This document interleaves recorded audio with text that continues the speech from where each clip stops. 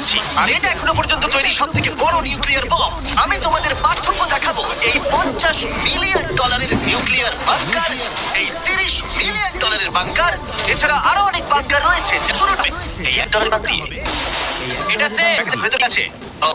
আমি তোমাদের এই করে রাখবো। তোর এখানে শেষ হলো। এটা এক ধরনের শিপিং কন্টেনার যা মাটির নিচে চাপা পড়ে রয়েছে।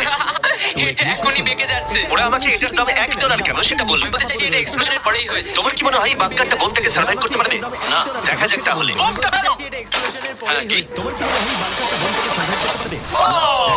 এই বাংকারটা পুরো ধ্বংস হয়ে গেল। পরেরটা গিয়ে দেখা যাক। পরেরটা হলো $1 মিলিয়ন বাংকার, যেটা বানানো হয়েছে মিসাইল শোধার জন্য এবং নিউক্লিয়ার মহাবিপর্যয়ের হাত থেকে বাঁচার জন্য। হয়ে গেল, পরেরটা গিয়ে দেখা যাক। পরেরটা হলো $1 মিলিয়ন বাংকার, যেটা বানানো হয়েছে মিসাইল শুট করবার জন্য এবং মাটির নিচে নিউক্লিয়ার মহাবিপর্যয়ের হাত থেকে বাঁচার জন্য।